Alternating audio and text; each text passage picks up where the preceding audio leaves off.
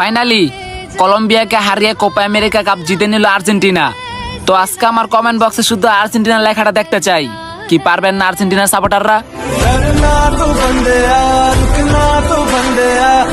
নেইমারের দল বাদ হয়ে গেছে তো কি হয়েছে?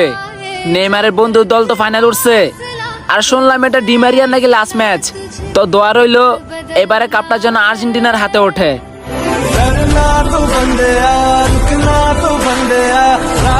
লিওনেল মেসি আর রোনালদোর এই পিকগুলা সবাই প্রোফাইলে দিতেছে।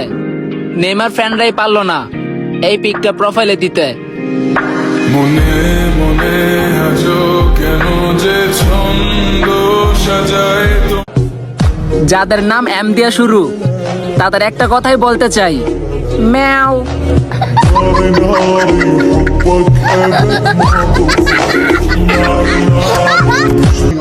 যারা বন্যার সময় ফারাক্কা বাঁধ খুলে দেয় তাদেরকে আমরা নিজ দেশের উপর দিয়ে ট্রেনের রাস্তা করে দিতেছি।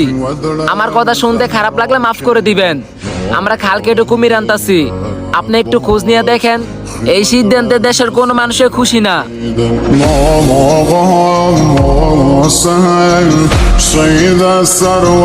ইন্ডিয়ার ট্রেনের রাস্তা আমাদের দেশের উপর দিয়ে হবে এটা মানতে পারতাছি না। আমি যতটুকু জানি এরকম অন্য কোনো দেশে নাই। আর ইন্ডিয়া দেশকে আমরা বন্ধু হিসেবে মানি, হয়তো তারা আমাদের বন্ধু হিসেবে মানে না। আর যেহেতু এটা আমাদের প্রধানমন্ত্রী উদ্যোগ নিছে, অবশ্যই আমাদের ভালোর জন্যই নিছে।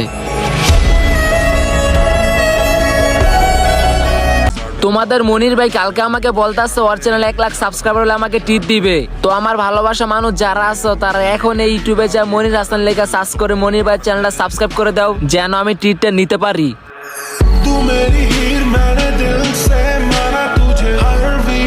মা আমার দুনিয়া ছেড়ে চিরকালের জন্য চলে গেল।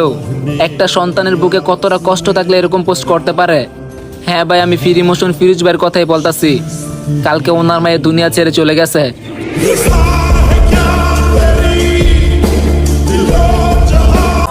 এটা পড়ো না, ওইখানে যেও না।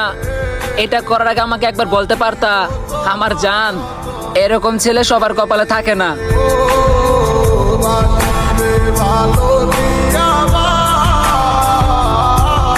রাসেল ভাইপার সাপ নিয়ে মানুষ এরকম ভাবে ভিডিও বানাইতেছে, গুজব ছড়াইতেছে।